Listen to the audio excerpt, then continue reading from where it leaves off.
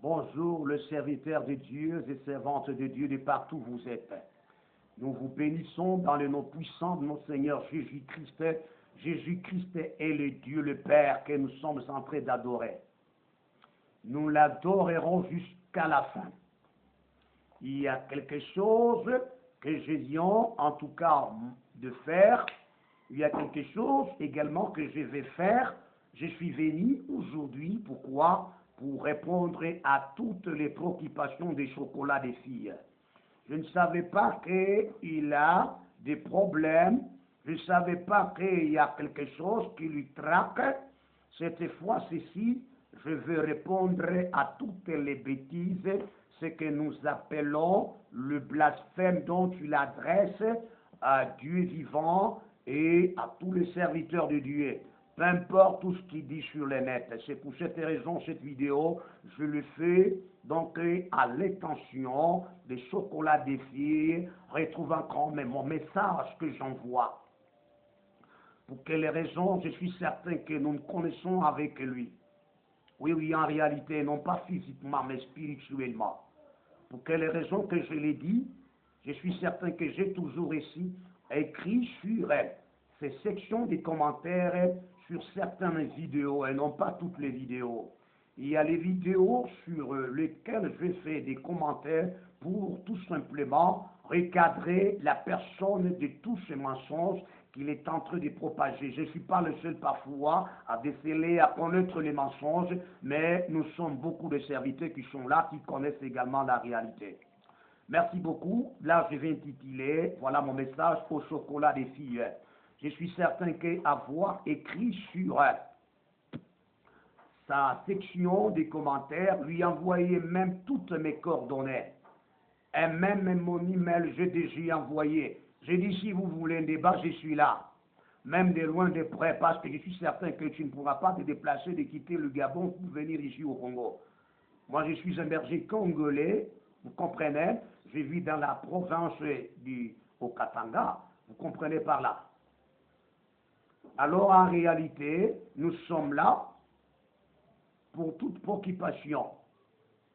Je suis certain que il y a sur une des vidéos, là où j'ai fait 3 commentaires, les 3 commentaires, je suis certain que ça vous a choqué quand même. Oui, vous avez effacé des commentaires, hein, à ce qui concerne les zodiaques, mais je reviendrai également. Parce que c'est un enseignement déjà qui est en cours, que j'ai déjà enseigné. C'est tout à fait l'enseignement que je connais bien en ce qui concerne les signes des zodiaques, c'est-à-dire des représentations de bêtes. Voilà. Quand j'ai fait des commentaires, tu y as laissé, quand c'est le commentaire, alors je vous ai fait le 4e commentaire pour dire que je vais te faire une vidéo.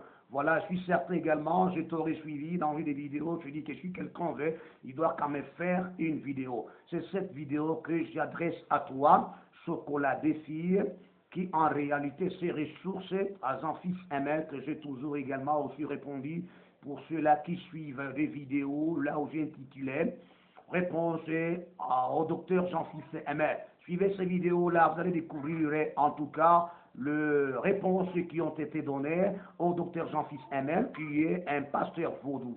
D'accord? Ou encore vaudois, ainsi de suite, et là, vous savez vous-même. Voilà, je viens vous faire cette vidéo. Si vous voulez un débat, je suis là, dispo. Moi, j'aimerais un débat biblique. Je ne suis pas un politicien pour que tu viennes avec la politique, non, non. Je ne suis pas un physicien pour que tu viennes avec la physique, non. Ou encore, je ne suis pas quelqu'un de géographie, hein, pour que tu viennes avec la géographie, non. Moi, je suis un berger. Un berger, mon nom c'est Sebaï Lungadadi. Je suis certain de avoir écrit toutes mes coordonnées. C'est pour cette raison, je suis en train de répondre même à certains fans. Il y a même certains fans qui m'ont écrit, je suis certain qu'ils sont quand même satisfaits de toutes les réponses que je leur avais fournies sur une vidéo quand tu as dit, vous voyez, quelqu'un a dit que depuis que je ne pars pas à l'église, maintenant je me sens très libre, je ne suis pas encore contrôlé. Je réponds toujours à toutes les préoccupations de tous les fans là-bas. Et quand j'écris, je me suis dit qu'il y a certaines femmes qui ont été convaincues, parce que moi, je ne peux pas te convaincre sans pour autant te donner un verset biblique. Parce que quand j'ai fait un débat bibliques, il faut également que je t'apporte les appuis, les arguments bibliques. Voilà, je viens quand même répondre également à votre connerie que vous avez faite. Voilà, quelle connerie, vous avez dit que non, votre Jésus, je suis certain que c'est une vidéo qu'on a intitulée Avant-goût de débat entre Gédéon et chocolat des filles. N'est-ce pas? Oui, c'est dans cette vidéo, quand bien même je n'ai pas encore terminé toute la vidéo, quand j'ai suivi seulement une partie, après, je me suis dit, il faut que je réponde, parce que je te réponds à propos de tout ce que tu es en train de faire comme allégation, comme des attaques tellement qui n'ont pas de base, qui n'ont pas des arguments. Parfois, vous prenez cela pour le prendre, mais vous ne savez pas quoi est-ce que vous faites. C'est dans une vidéo où Gédéon a parlé et a attaqué, après quoi, toi aussi tu as commencé à faire tes bêtises, parce qu'il y a certaines personnes qui t'auraient posé des questions qui sont tellement choquantes, mais moi je ne suis pas pour ces questions qui, en réalité, qui ont été posées. Moi, je viens relever quand tu as dit que Jésus, c'est un voleur qui a volé le maïs dans le champ d'autrui. Vous savez, quand on est ignorant et quand on est païen, je reviens avec un verset biblique pour que je commence maintenant à te répondre. Vous dites que Jésus est un voleur, il était accompagné, donc accompagné par ses disciples, et c'est entré, ou encore il est entré dans un champ. Après quoi, il est allé voler le maïs. Je prends d'abord un verset biblique avec lequel nous pouvons commencer pour répondre à tes bêtises. Si tu dis qu'il n'y a pas de pasteur ici en Afrique, il y en a tant de pasteurs, ils ne veulent pas te répondre pour quelle raison? Parce qu'il y a un principe qui dit on répond un imbécile par le silence. Vous voyez, quand il y a des pasteurs qui sont silencieux, ce n'est pas dire qu'ils n'ont pas de quoi vous répondre, parce que nous suivons toujours le caractère de notre Seigneur Jésus-Christ quand il fut devant Pilate. Quand Pilate est un imbécile comme les autres que nous voyons sur les nets, il a posé une question. Quand le Seigneur lui a parlé de la vérité, il pose la question. Ouais, le Seigneur n'a pas pu répondre. Ce n'est pas vu que le Seigneur n'avait pas de réponse à donner à Pilate. Non, il avait tant de questions, et quand bien même il lui a posé la question au sujet de la vérité, Pilate a failli s'en foudrer, a failli également faire quoi? Se lamenter de temps à autre à ce qui concerne le terme vérité, parce qu'il finit par poser qu'est-ce que la vérité. Voilà, vous ne savez pas, c'est là ce que ça signifie. Voilà, je viens quand même lire ces versets bibliques qui est tellement nécessaire pour celui qui doit nous entendre. Prenons 1 Corinthiens, je pense que vous l'avez également aussi évoqué. 1 Corinthiens, le chapitre qui est nécessaire sur le chapitre 2. Le chapitre 2, j'aimerais que nous puissions lire le verset 11, jusqu'à même qu'au verset 15, j'aurais déjà parlé de cela. Il est dit ceci, lequel des hommes en effet connaît les choses de l'homme, si ce n'est l'esprit de l'homme qui est en lui? De même, personne ne connaît les choses de Dieu si c'est l'esprit de Dieu. Or, nous n'avons pas reçu l'esprit du monde comme les satanistes et les occultistes qui ont reçu l'esprit du monde qui les anime, qu'on appelle l'esprit de l'antéchrist d'après Apocalypse chapitre 13, verset 1, et jusqu'à même au verset 5. Voilà. Or, nous n'avons pas reçu l'esprit du monde, mais l'esprit qui vient de Dieu, afin que nous connaissions les choses que Dieu nous a données par sa grâce. Quelle est cette personne qui n'a pas l'Esprit de Dieu en elle et qui veut connaître les choses spirituelles de Dieu? Comme le chocolat des filles, comme Anaël, comme Jean-Fils Aimé, comme Marie, et d'autres qui sont derrière vous. Quel esprit que vous avez? Il est impossible qu'un païen prenne la parole de Dieu, les versets bibliques, et commence à les expliciter. Jamais. Parce qu'en lui, il n'a pas l'esprit de Dieu.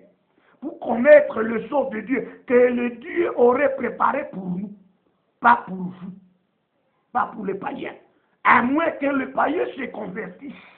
Quand tous les païens se convertissent maintenant, alors cette fois-là, ces choses-ci sont pour eux. Aussi longtemps qu'ils ne se sont pas convertis, alors ces histoires ne sont plus pour eux. De même, chocolat de filles, la Bible n'est pas pour toi. Et les choses que Dieu a préparées pour nous, les enfants de Dieu, ne sont plus pour toi, c'est pour nous. C'est la raison pour laquelle je te dis que nous connaissons les choses de Dieu qu'il a préparées pour nous, car nous avons l'esprit de qui? De Dieu en nous. Mais quiconque croit à l'esprit de ce monde, il ne pourra pas comprendre. Même le diable est ignorant. Je viendrai te le dire, que le diable lui-même est ignorant. C'est ainsi ceux-là qui sont derrière le diable s'imitent. Il imite le diable. Je continue. Et nous en parlons. Non avec des discours qu'enseigne la sagesse humaine dont la plupart des antéchrists utilisent. Non, ce n'est pas une sagesse humaine. Non, nous avons la sagesse de Dieu spirituel. Nous employons un langage spirituel avec le Saint-Esprit. Voilà, je continue. Et nous en parlons non avec des discours qu'enseigne la sagesse humaine, mais avec ce qu'enseigne l'Esprit. Vous voyez, avec le Saint-Esprit, on parvient à connaître les choses de Dieu. Employant un langage spirituel pour les choses spirituelles. Quand bien même beaucoup de gens vous parlent de la spiritualité. Cette spiritualité par le maître Anaël est là qui se dit maître. Non, c'est pas ça. La spiritualité dont vous parlez, sur des filles, c'est pas ça. La spiritualité dont vous parlez, Jean-Fils Aimé, c'est pas ça. C'est la spiritualité négative et non pas spirituelle de la part de Dieu ou encore la spiritualité positive, non. Vous employez de mêmes termes en troublant même parfois des gens parce qu'ils n'ont pas l'esprit pour vous avoir. Et continue le verset 14. Mais l'homme animal, l'homme qui a que l'âme seulement, ne reçoit pas les choses de l'Esprit de Dieu. C'est pourquoi la plupart des gens les réfutent. Pourquoi? Ils sont animaux. Animal est celui qui a seulement l'âme. Qui n'a même pas une portion spirituelle. Qui n'a même pas une portion de l'Esprit. Si je ne m'autorise même pas à parler de la totalité, non. De la plénitude, mais je parle de la portion.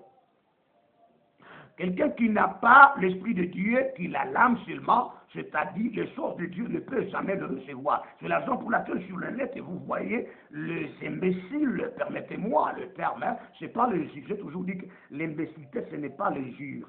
Non, c'est pas le jure. C'est la faiblesse de l'esprit. Pourquoi? En tout cas, l'âme est faible parce que l'âme n'a pas l'esprit pour l'animer. Parce que la Bible dit que non, c'est l'esprit qui anime l'homme. Voilà. Donc l'esprit doit animer l'âme de manière à ce que l'homme soit un homme. Voilà. Maintenant, qu'un homme est tout à fait un animal, il ne pourra pas recevoir les choses de l'esprit. Pour quelle raison? Car elles sont une folie. C'est une folie. C'est la raison pour laquelle c'est une folie pour cette personne-là. Pourquoi c'est une folie pour lui? Et il ne peut le connaître. Ce n'est pas toi, chocolat de fille, commencer à connaître les choses que Dieu a préparées pour nous. Ça n'a pas de sens. Tu ne peux jamais les connaître. Ce que tu fais, ce n'est pas même les textes, ce n'est pas même les contextes, ce sont les préceptes ou encore les prétextes. Donc tu apprends le prétexte. Selon ce que toi tu penses, selon ce que, voilà, vous voyez, la Kabbale, et ainsi de suite, et c'est que le genre de Kabbale est là qui pensait comme toi. Après quoi? D'abord, ces gens-là, c'était ceux-là qui combattaient la parole de Dieu.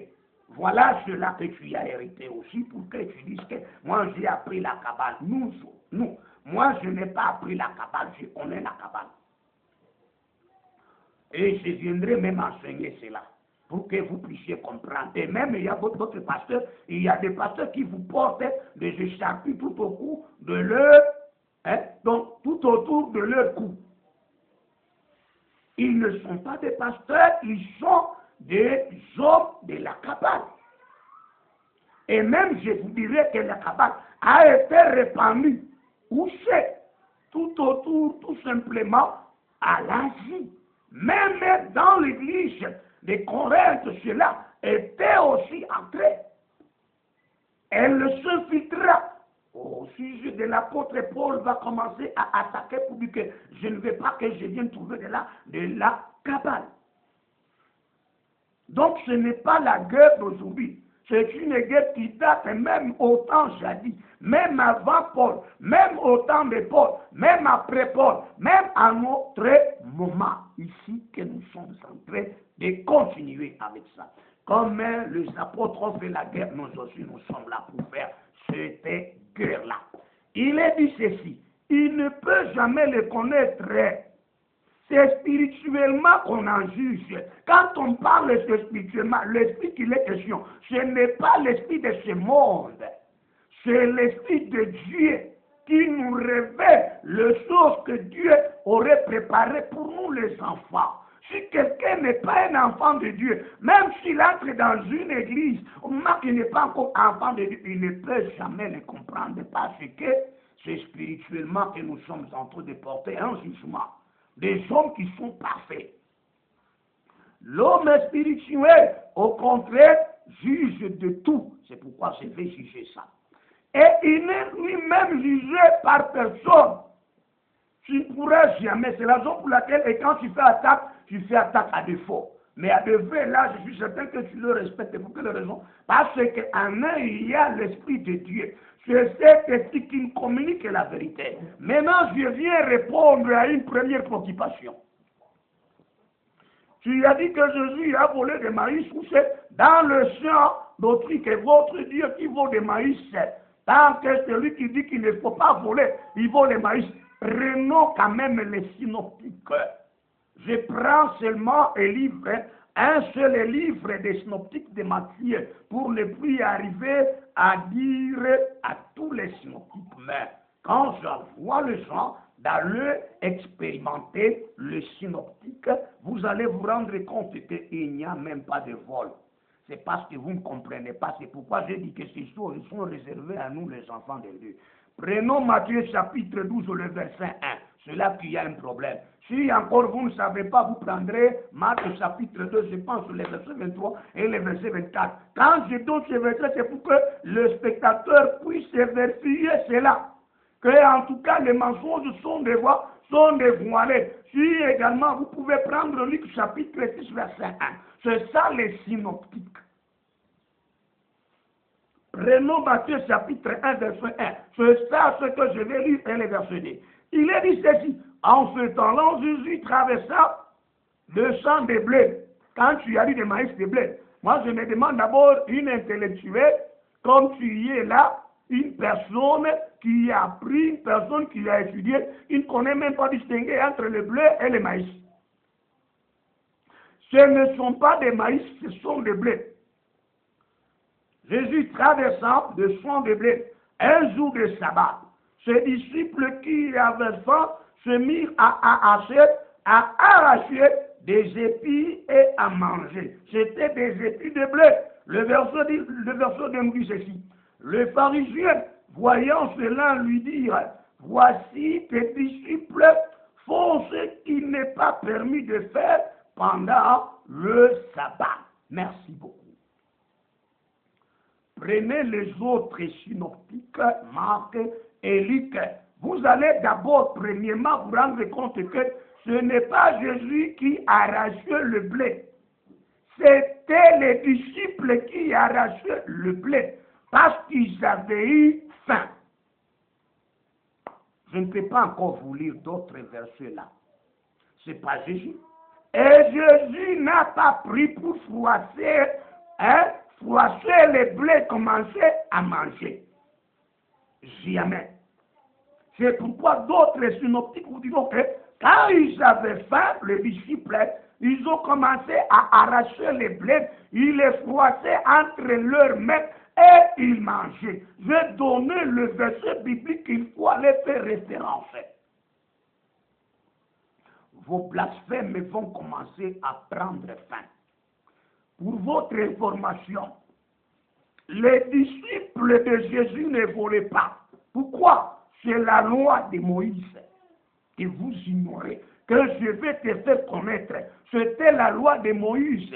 Comment la loi de Moïse, qu'est-ce qu'elle disait? La loi de Moïse dit ceci.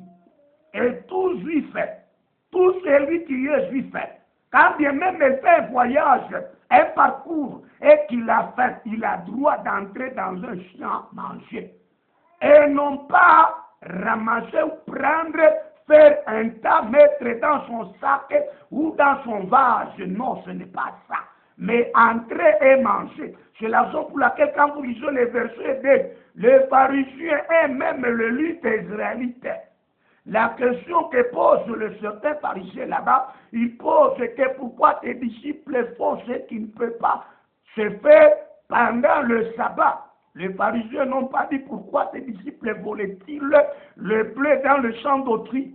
Parce que même eux, les pharisiens, connaissent que c'est la loi. C'est comme ça.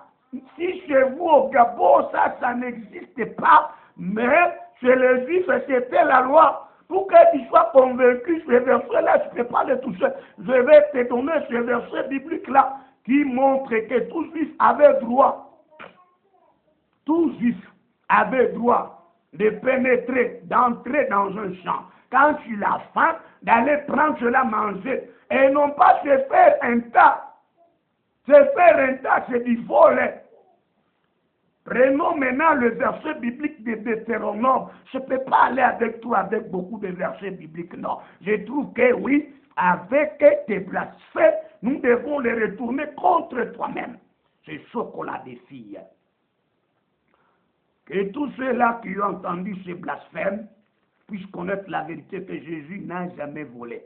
D'abord, si bien même Jésus avait pris ces bleus-là et commencé à manger, ce n'était pas même un vol. Je vous ai dit, Jésus n'a jamais pris ces bleus-là. C'était ses disciples. Ses disciples ne voulaient pas, c'était la loi que vous ne connaissez pas. La Bible est tellement grande que vous ne saurez pas tout comprendre. Ça, c'est pour nous. C'est pourquoi j'ai dit que tout ceci a été réservé pour nous, les enfants de Dieu, pour que nous les connaissions.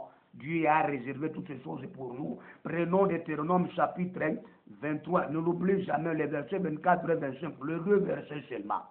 Deutéronome chapitre 23, verset 24 et 25. C'était la loi que tu ne connais pas maintenant. Prends ça et lis dans ta Bible que tu y as là. Il est dit ceci.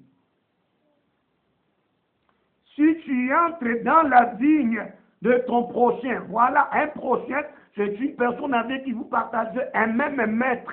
C'est les juifs qui partagent un même Dieu.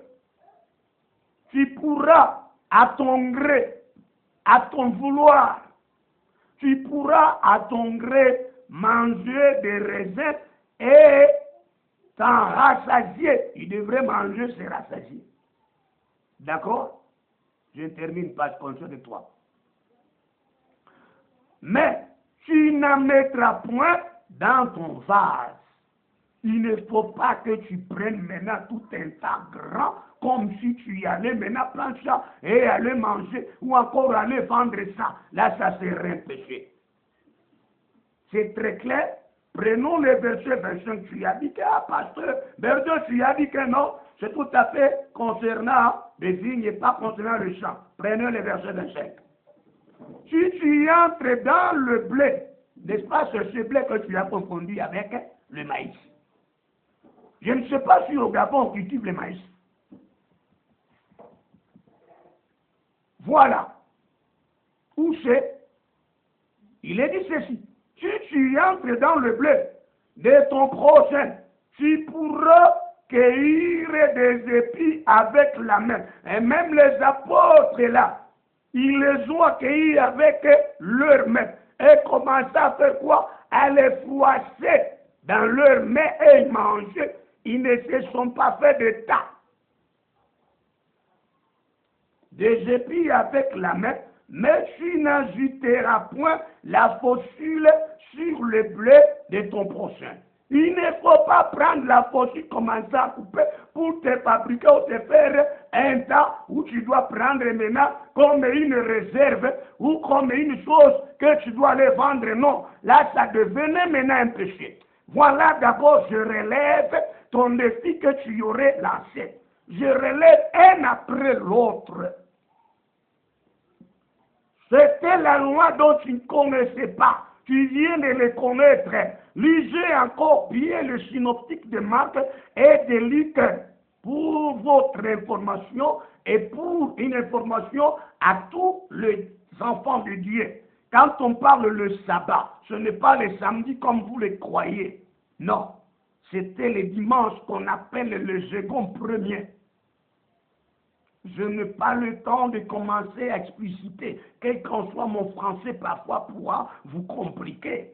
Si vous prenez Luc chapitre 6, le verset 1, vous allez vous rendre compte, je prends là pour lire, mais je n'enseigne pas le sabbat. Non, non, je fais comprendre les gens. Tu peux lire Matthieu, tu te dis que samedi, et le sabbat c'était le samedi. Tu peux prendre également Marc, tu te dis que c'était samedi. Non, non, non, non, non, non. Prenez Luc, Luc va te mettre sur le rail. Ce n'était pas le samedi comme vous le croyez. Ce n'était pas le samedi. Ce n'était pas le samedi, je le reprends. C'était le dimanche que nous appelons à un autre langage, nous qui sommes les enfants de Dieu, dont les choses-là, Dieu a réservé pour nous. C'était le dimanche qu'on appelait le second sabbat. Luc chapitre 1, le chapitre 6, le verset 1.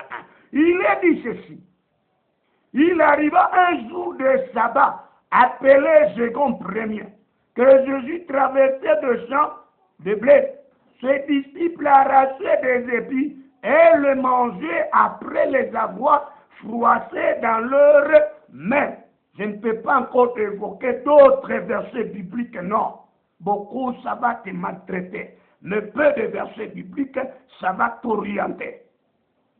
Que Dieu bénisse tous les spectateurs et toutes les spectatrices. Je commence le travail contre ce qu'on l'a défié pour le ramener sur le rail. Et quand bien même il aurait dit que non, le Nouveau Testament, donc les synoptiques, donc le Nouveau Testament, en grosso modo, qu'il y a des erreurs. Il n'y a pas des erreurs. C'est ce que j'avais même répondu à votre mentor qu'on appelle Jean-Fils Aimé là-bas. Lisez là où j'ai parlé. Est-ce qu'il y a-t-il des contradictions dans le Nouveau Testament au sujet de l'amour de Jésus-Christ? Là où on vous parle, 2 témoins qui se sont rendus au tombeau, 3 témoins. Je vais encore revenir avec ça. C'était le berger Sebaï Lungadadi qui vous a fait voir la vérité. Le mensonge est prononcé par ce qu'on a des filles. Voilà que cela vous met à l'aise maintenant. Nous vous invitons de vous abonner parce que vous commencerez à voir, en tout cas, beaucoup d'enseignements pour recadrer tout celui qui s'appelle un faux. Au nom de Jésus-Christ, nous disons Amen.